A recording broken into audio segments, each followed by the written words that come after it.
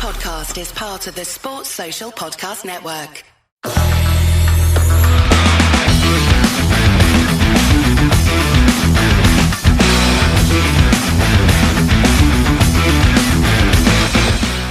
Welcome to your latest edition of StormCast, the official podcast of Manchester Storm, and it's time to meet the next member of the team ahead of the new season.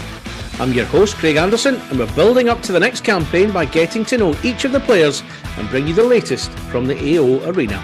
So, if you like what you hear and want to listen to more, get subscribing now. It is the only place to hear from everyone at Manchester Storm.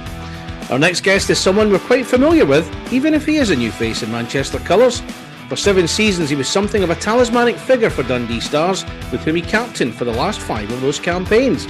Now, 440 appearances, 74 goals and 225 assists later, he's swapping Stars for the Storm. And if your maths is good, you'll notice he's a point away from 300 in all competitions. We'll find out why it was time to move on from Dundee, find out more about the man behind the player, and more besides. In this episode of StormCast, we're speaking to Drydn Dow.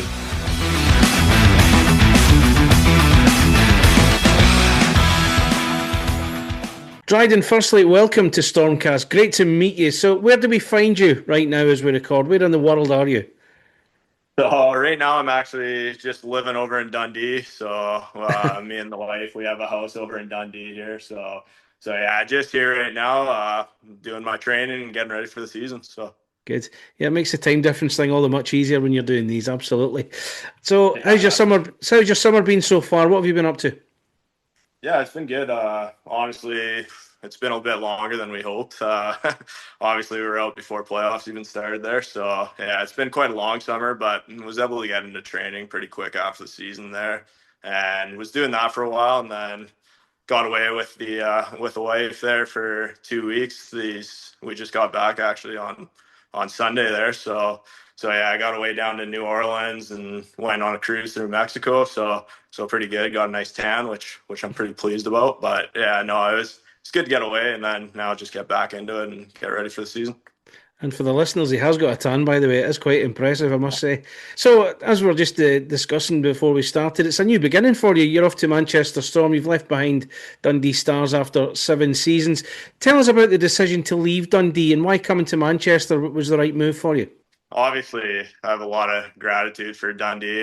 They were the first team I was able to go pro with, so they've done a lot for me. And having those 7 years there, it was a great experience. Got a few different coaches in my time, so I got to learn quite a bit from Dundee, and it just felt like time for me.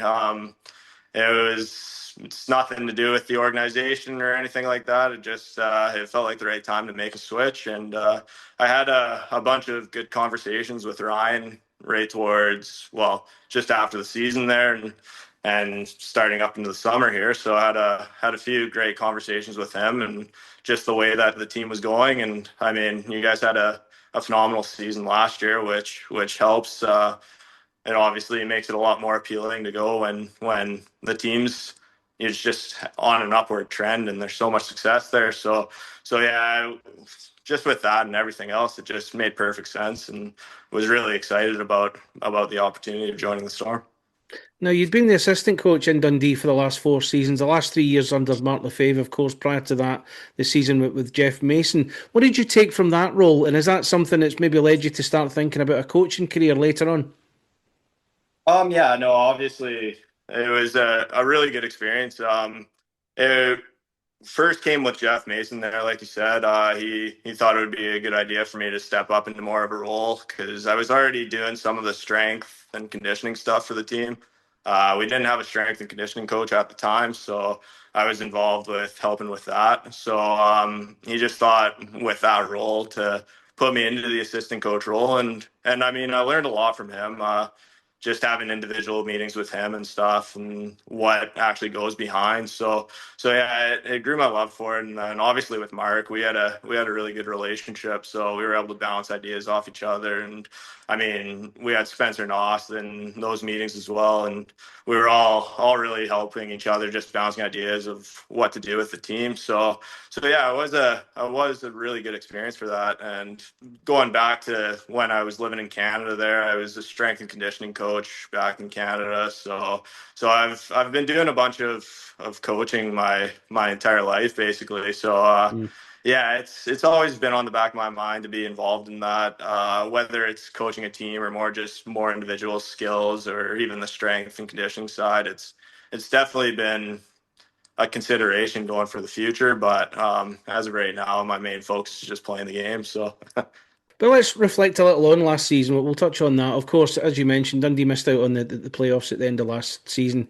Disappointing by Dundee standards, of course. I spoke with Mark Lefevre a couple of weeks ago, and he put it down to a bad weekend in late November from which you guys never really recovered. Is that do you have the same recollection of that as well, about how things kind of went wrong in the end?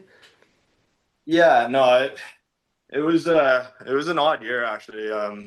Like just how we started. We started off that Challenge Cup period extremely well, and we were honestly beating a lot of the teams in the league. We were beating Belfast for the majority of the games we were playing them. We competed well against the Sheffields and Nottinghams and stuff. So we felt really good. And then I think it might have been a game against Belfast where we had an early lead and they rallied back and just took it to us in the third period really and beat us. And then from that point on, I think we went on a streak of losing 11 or 12 in a row. And then it's a tough hill to climb after that. But I think it was just, we struggled with adversity a bit last year. I felt that we would start games pretty well, and then if things kind of went against us, we struggled to respond, and we'd give up either two or three quick goals, and then by that point the game's kind of out of hand. Or it was a bit of a frustrating year because we knew we had a good group in that locker room. It just, yeah, we just couldn't put it together in the end. But And of course, it's interesting now they've got new ownership, a new coach, a new look team. You see players getting announced there quite often. So is it going to be fun to put yourself against Dundee next year? yeah, for sure. I mean, obviously I've played here for 7 years, so I still am very intrigued with what they're doing, and I'm always going to support them. Like I want them to do well. It's just not against us, obviously, but I was hoping you'd say but yeah, no. that. As long as we're doing better, that's all that matters. But yeah, no.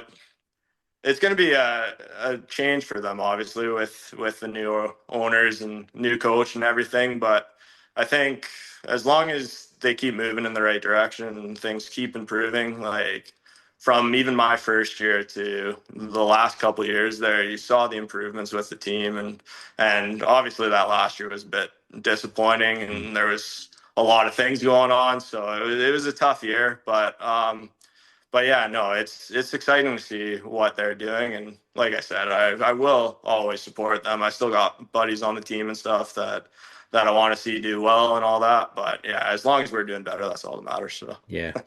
So when you look back on your career with Dundee, I want to ask about your battles with Manchester in the past. How much did you enjoy those games, if you could enjoy such games? And were there any Storm players that you particularly enjoyed battling with? well, it's gonna sound cliche or whatever, but obviously playing against a guy like Cam, he always played a game that I really, really respected. He just was a hard nosed player, did everything the right way, and I'm really excited to work with him this year actually, and learn from him a bit more. And then you got guys that are coming back like Steven Johnson and stuff that I respect their game so much. I'm more of I respect the skilled players, but it's the guys that put in all the hard work and that are doing the gritty things more or less that I Mm. really respect their games, and I find them extremely hard to play against. So it's guys like those that just stand out to me the most. And then obviously playing in the storm shelter, it was quite the experience. whether positive or not, it was always quite the experience going in there. But you got to give credit to the fans. Every time we played there, the atmosphere was always quite exciting. But I must say I'm quite excited that we're moving to the AO, so won't have to deal with the mold anymore of the storm shelter there. So that'll be a nice change. Now, I'm going to put you on the spot a wee bit here. I've got your stats here from your games against Manchester so far. You played against the Storm 42 times. Do you know how many goals and assists you got against them? I would have no idea, actually. Yeah. Ooh.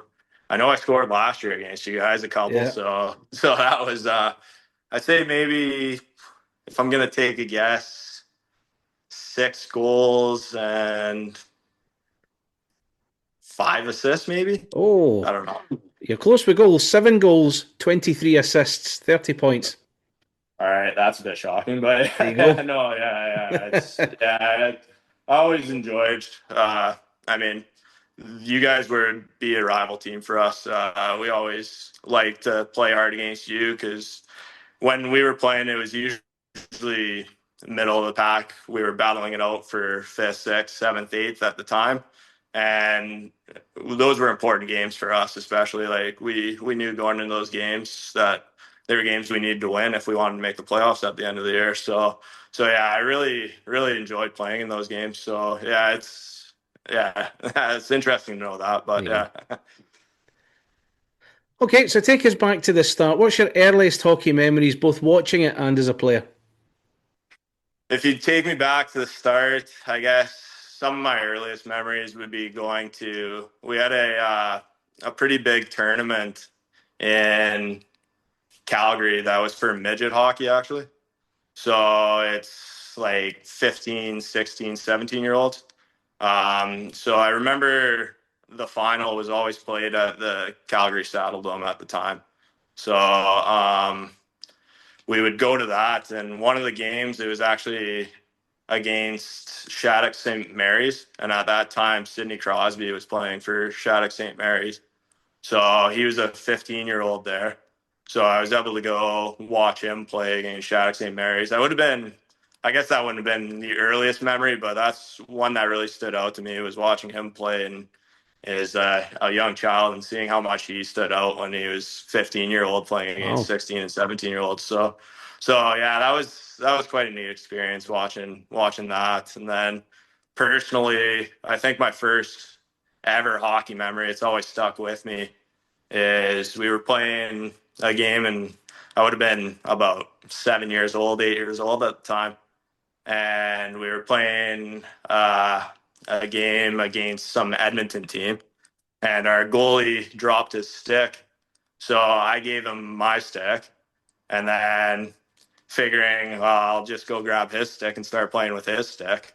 And then ended up getting a penalty for playing with a goalie stick. Didn't know that was a rule at the time. I was too young to know that. So I ended up getting a penalty for that. But that one's always stuck with me. That's definitely my biggest memory as a child. So So who were the players you idolised growing up with? What NHL team did you follow for a start?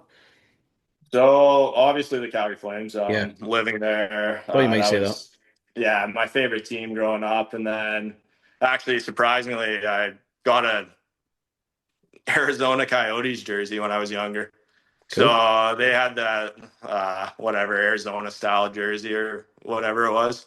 So I became a big fan of the Arizona Coyotes for a little bit there, just because I love their jerseys and stuff. So that was a weird one. But as players, it was always Scott Niedermayer and Nick Lindstrom.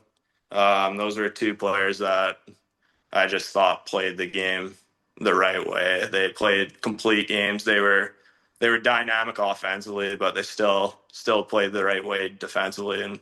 And ever since I was young, I always wanted to be a D. I've played quite a bit of forward in my time too, but yeah, no, I just always wanted to be a D and idolized those guys. I thought they were brilliant players and just wanted to model my game after them. Whenever I'm looking back on someone's career, when I'm preparing for an interview like this, I like to look back on who you've played with and your previous teams. And I know you've played with the likes of Matt Greenfield, who's now at Sheffield, Matt Yeah. Alfaro, who's with Nottingham, Elgin Pearce, who was a teammate of yours at Dundee before he went off to Belfast. Do you recall any Manchester players you might have come up against when you were at Tri-City or when you were at the University of Calgary? So current players, I'm trying to think. Obviously, you guys had Dallas as an assistant coach there, so I Yeah. I played against him since we were about 12 years old, basically. So yeah, I've grown up knowing him since we were pretty young. It's not like you actually like know each other, but you know each other well enough and playing Sure. each other that you can just chat about it and all that. But other than that, on the current roster, I don't think there are many players I would have played against. I'm starting to get to the age now where I'm the elder statesman out there. Mm. So it's one that they're starting to get a bit younger. So in junior over in America, you only have the 4 years, so you start to age out quick. And then by the time they were moving over to university, I was already over in the elite league. So there's not too many. Like you said, there's a lot of players in the league though that Yeah. I've either played with or played against. So It is a small world. So talk about yeah. obviously you were at University of Calgary for 4 years. How good a grounding does that give you before you move into pro like you did when you moved to Dundee in 2018? Yeah, no, that was honestly the best decision of my career, and kind of where I figured out my game the most, if I'm being completely honest. Mm. I in the junior, I struggled the first 2 years to be like a consistent player. I was just too young and hadn't completely established myself. So it was tough for me the first 2 years being in and out of the lineup. I was a bit of a healthy scratch. And then my 19-year-old year in junior, I finally figured out how to play the right way. I ended up actually in junior playing 2 years as a forward almost. So yeah, I ended up being mostly forward, and then they told me to come back, being ready to play my 19-year-old year as forward, and then ended up having a really good camp as a defenseman and went from there. And then, like I said, though, I kind of was struggling to find my game. And then once I went to university there, I was coached under a guy named Mark Howell, and he just let me be the player that I wanted to be. He put me in a role right away where I was set up to do well. Gave me power play time right off the bat, which was fortunate. And yeah, I just figured out more the defensive side of the game. It was being consistent just as a two-way player instead of only focusing on the offensive side, making sure that I was doing the right habits and doing the right details. And yeah, I have a lot of thanks to my time in University of Calgary, obviously, for just figuring it out. And with that being said, you only play games a week there, which compared to the junior schedule, it was 72 games, where in university you're only playing 28. So you have time to mature as well and time to get into the gym and stuff and actually like get stronger and develop a bit. So yeah, there was definitely more time to grow, not only physically but as a player. So Good. Now, take me back to the COVID year. Very strange time, for everybody, not just obviously hockey players. You couldn't come to Dundee because the season firstly had been scrapped. It didn't go ahead in season 2021. So you went off to Slovakia for a year after a brief spell at Wheeling Nailers. What was that like for you to have to do that in the first place?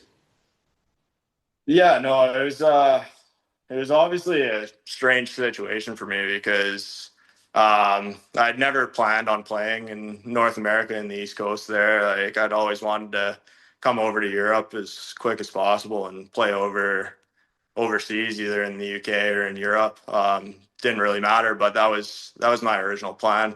And then obviously with the UK canceling their season, and then a lot of seasons were starting late, so Europe was pretty tough at the time to get into because a lot of players that were available normally probably wouldn't have been. So there's a lot of good hockey players that were signing in places that you just wouldn't expect them to be. So I ended up signing with Wheeling that year, and obviously it wasn't really went as expected.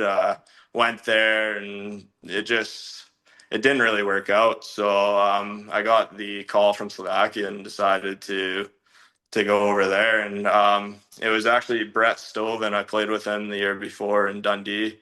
He was going over to Slovakia and kind of put my name out there, I guess, to the coach.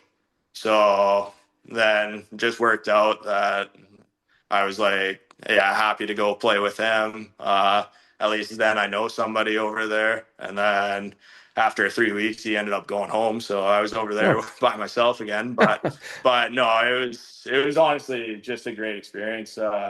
Being able to go to a different country like that and experience how they do things. And I mean, the training setup was a lot different than I was used to. We were doing a practice in the morning, workout, and then a practice in the afternoon. So it was quite a strict regimen over there, which honestly it was great for me. It was something different, and again, being able to go there and win a championship with that team, it was the best thing for me.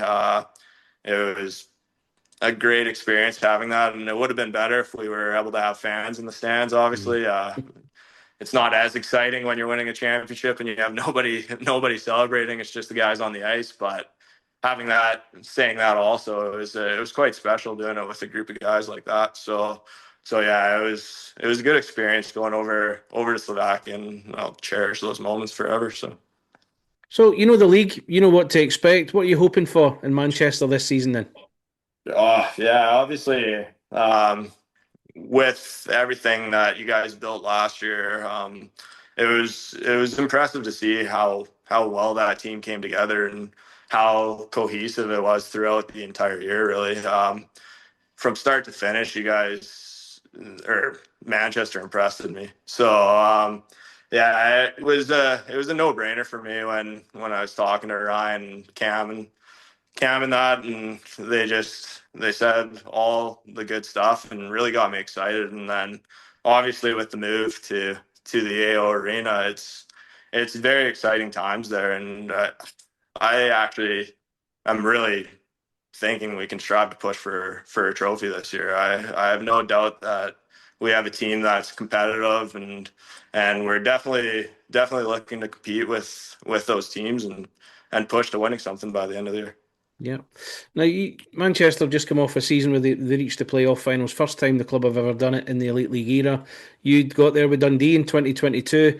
How much are you dying to get back there and experience that weekend again as a player?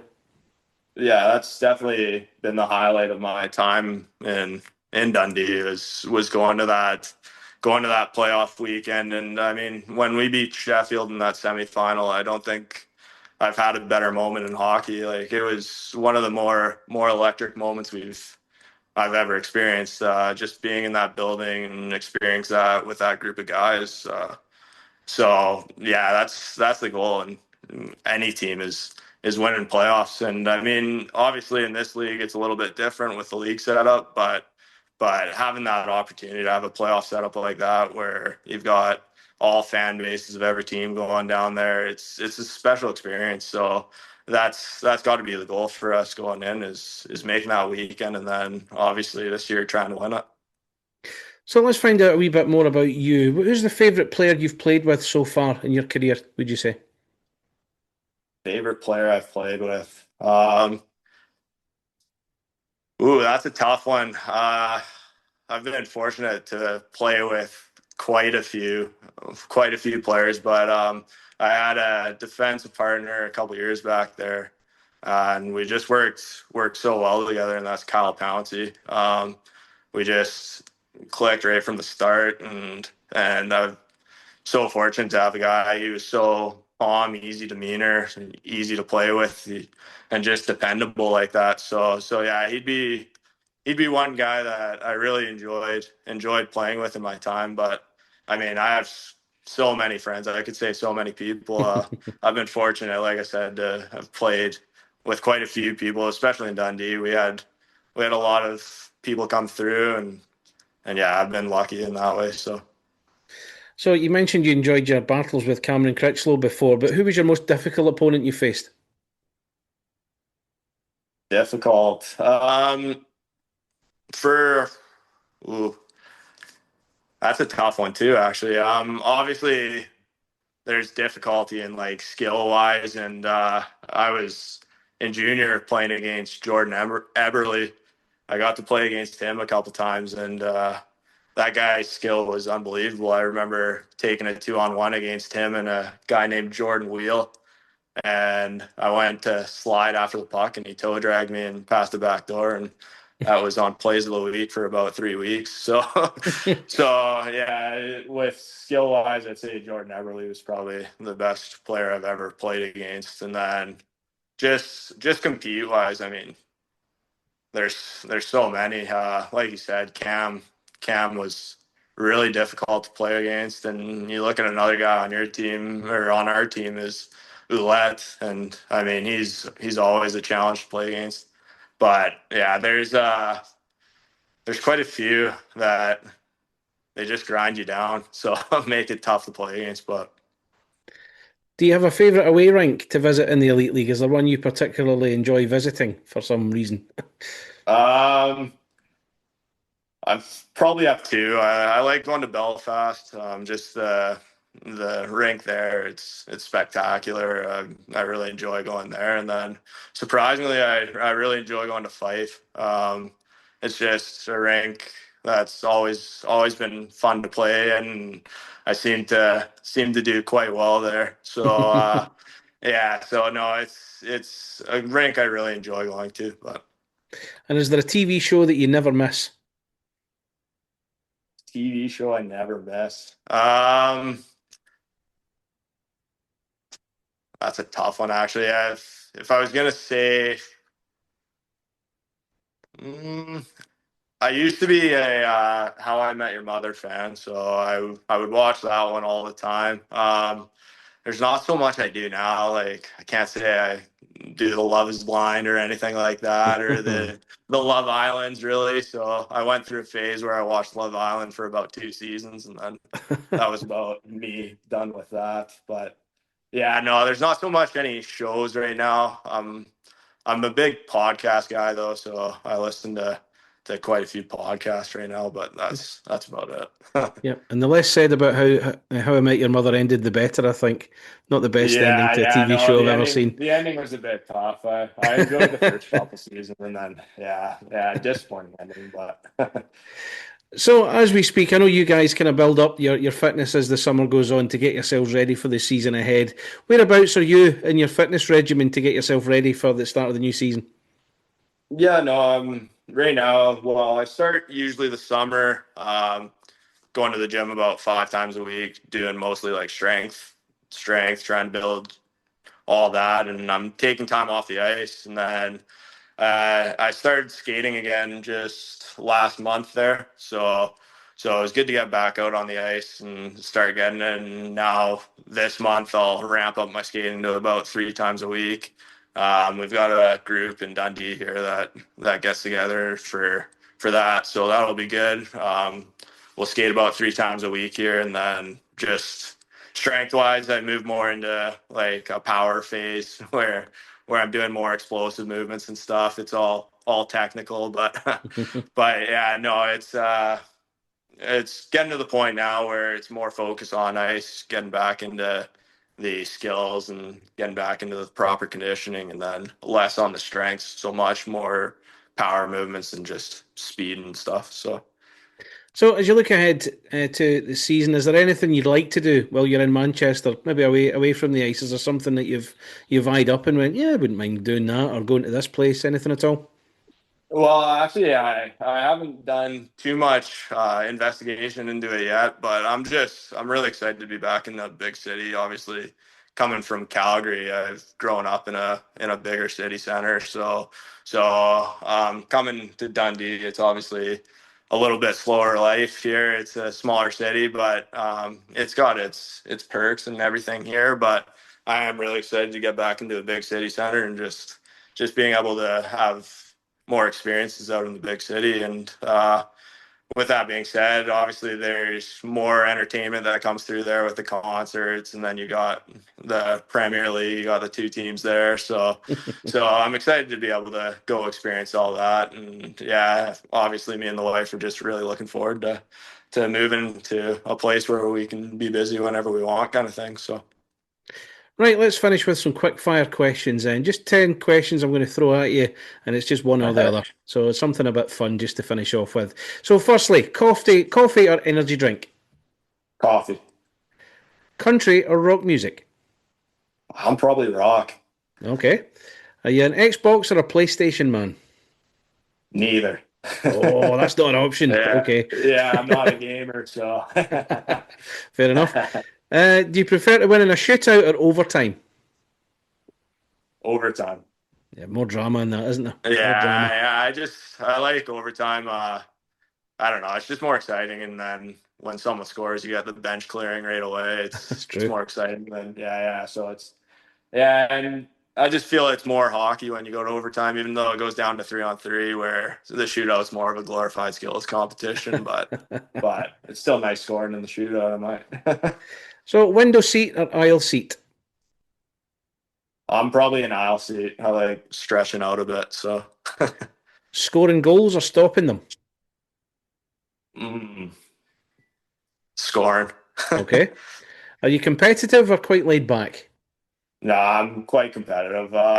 Like my personality is laid back, but once I get into anything game wise, it's a flip switches. So.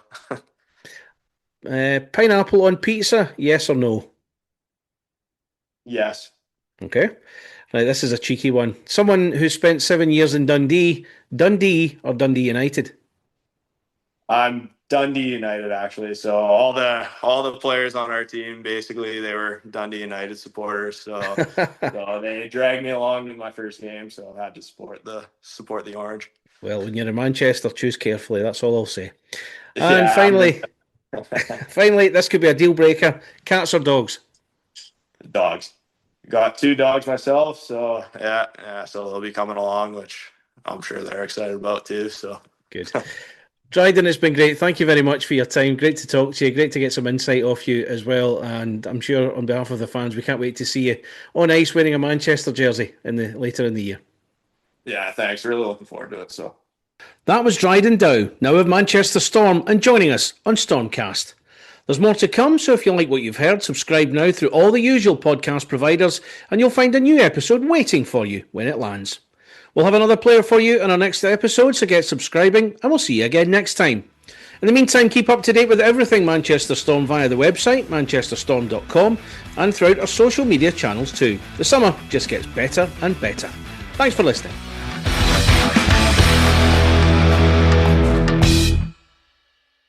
Your phone is your lifeline. Calling your kid to say goodnight, waiting on a job callback, or just sending a meme to your best friend when it's been that kind of day. Wherever life takes you, the TextNow app keeps you connected for free. Get a real phone number, unlimited talk and text, and 5G data for your favorite apps, all for $0 a month. No fixed contracts, no hidden fees, no panic when bills pile up, just phone service that's there when it matters most. TextNow. We've got your back. Download TextNow in your app store today. Wireless plans require the purchase of a SIM card. Visit textnow.com for terms and conditions.